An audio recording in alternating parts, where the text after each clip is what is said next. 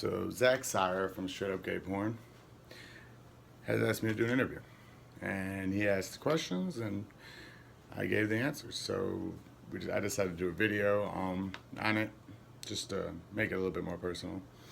But he asked, "Hi Jeff, you've launched your personal training business, Scope with Fitness. Are you still performing as Brandon? If not, what was your choice to move on from Shauna Cody?" I wouldn't say I've moved on. Doing porn wasn't exactly my number, one career choice. I was young, lost. Me and my family needed financial support, so I felt like it was a necessity. Do not regret it by any means. It's been crazy, fun, and very interesting journey. Who knows? There might be some videos out there. That haven't been published yet. The main thing is that I'm finally pursuing my dream of physical fitness coaching, and it's been a long time passion. Helping others is very fulfilling, but on that note, I believe that doing porn kind of did the same thing. I mean, I've received tons of notes and letters telling me how much I've helped and motivated people, and just being in the industry, they tell me that they've helped me, that I've helped them get through their darkest part in their lives. And so honestly, I wouldn't say I'm done with porn. I would say I'm just expanding from it onto this career, and I'm pursuing other things, knowing that eventually porn isn't going to be there. Second question: what led to your decision to start performing for Shauna Cody? What are some of the differences between Shauna Cody now and back then? Well, I decided mainly that I hated my job. Worked at Applebee's as a server, and it was miserable. Came home with like $40, $60 a day, maybe. Barely paid rent, barely paid for gas. So I needed money.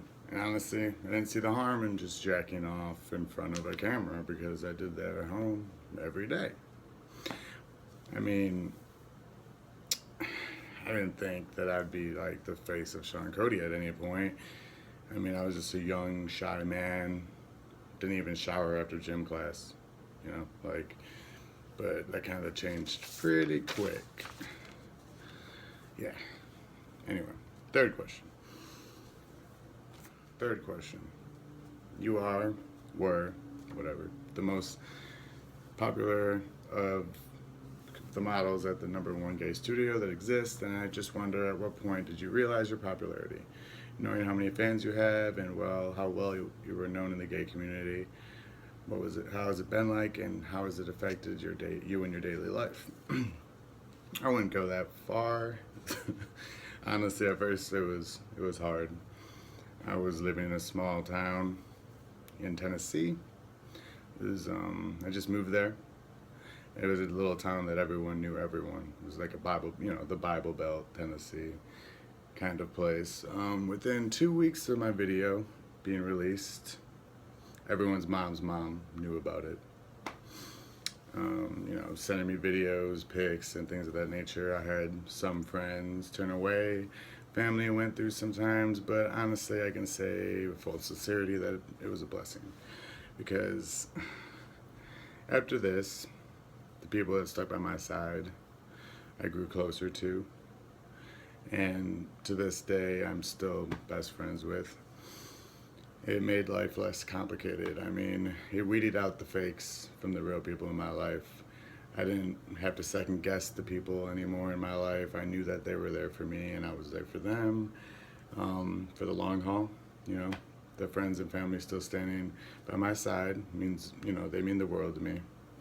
And we formed a better relationship than ever. My mom is an amazing woman. She's always been there for me since I've become an adult. She's always just stayed by my side and tried to help me mentally as much as she can. In our relationship, we talk every single day. And likewise with my brother, both of them, I didn't grow up with, but now they're in my life, and they're the biggest part of my life. But honestly, it hasn't affected me much, as people would think. I'm not one to talk about it much, because I'm just not that kind of guy. I don't want to boast or try to make people think that I'm cooler than I am. because I mean I'm very content with how my life has changed in the past couple of years. I've matured very quickly. I've had to. So, I mean, I never thought that I'd be at this stage of my life 2 years ago, but I look back and I feel proud. And I know that this company, you know, just I'm putting my whole heart into it, and I know that it's going to work out.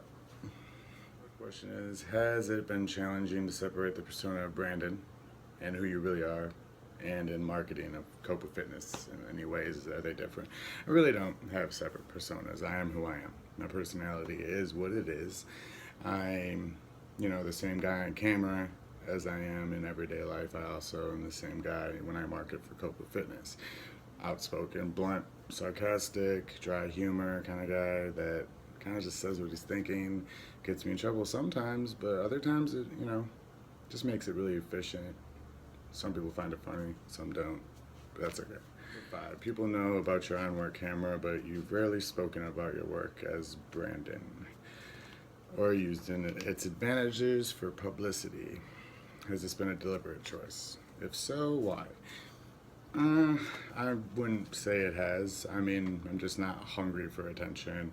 Like I said, I was shy before. I mean, I still sometimes am shy. I don't fear attention by any means. I enjoy confrontation. If you handle it the right way, it's a very efficient way to figure things out. But I'm starting to branch out more, do more advertising, show my personality more, YouTube videos. This will be on the YouTube video. Any social media. Like, I'm just starting to be out more and kind of show who I am. 6. Here it is. Being a straight man, what was it like to perform in movies with other guys? What were some of the biggest challenges? Was there anything you were able to easily do that surprised you? Honestly, I don't believe in labels. I never have. I am what I am, and I am attracted to people and their personalities and how they treat people. Yes, physically, I'm attracted to the female body, but mentally, I don't put boundaries on there. I don't put guidelines. I don't feel like I have to. I grew up without a father figure. That obviously affected me. Daddy issues.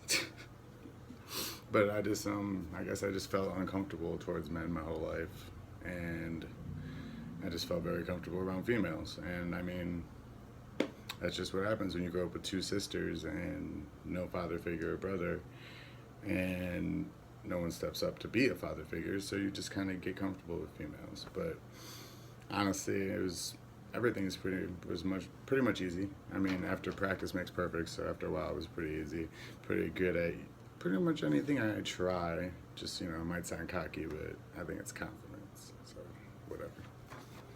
And seeing with Tanner was particularly surprising. What led to the scene finally being filmed? Was it a tough decision for you to make? Obviously it was a tough decision. Never done anything like that before. Definitely not off camera or on camera. Just like any time, the first time you do something, you're nervous. Just a matter of time. I'm not a closed-minded person. I'm very open to pretty much anything. So I guess it was just gonna happen. 8. Out of all your scene partners and co-stars, who would you say was your personal favorite to work with and why? Honestly, you either click or you don't, and if you don't click, you make yourself click. I'm a pretty easygoing person, so I usually click with most of the models or people that I meet, but honestly, I can't say I have a favorite because I'm not trying to hurt someone's feelings. Your new business with your brother, who obviously knows about your work with Shauna Cody. How did you find out, and what was it like telling him? I just told him.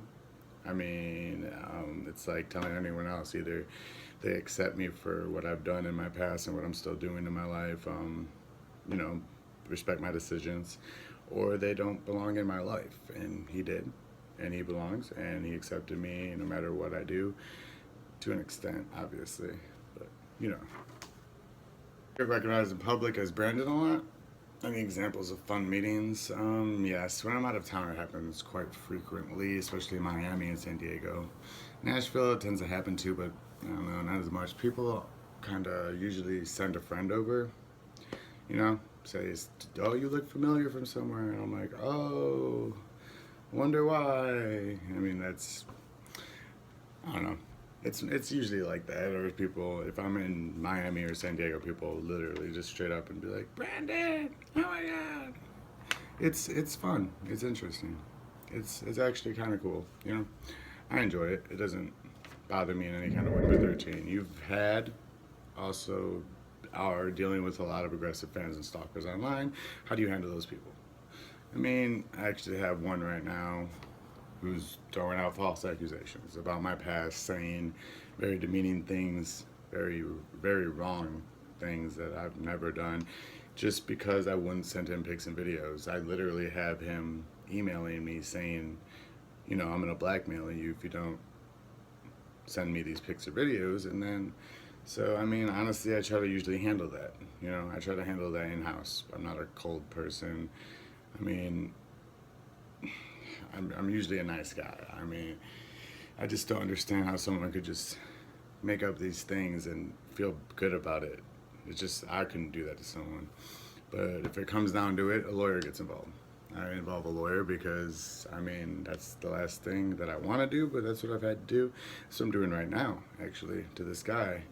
And, you know, just right now I have my lawyer just, you know, collecting all the evidence, sending it to him because he's making false accusations. All the fake profiles up that you've probably been seeing on my Twitter, he just keeps putting them on there.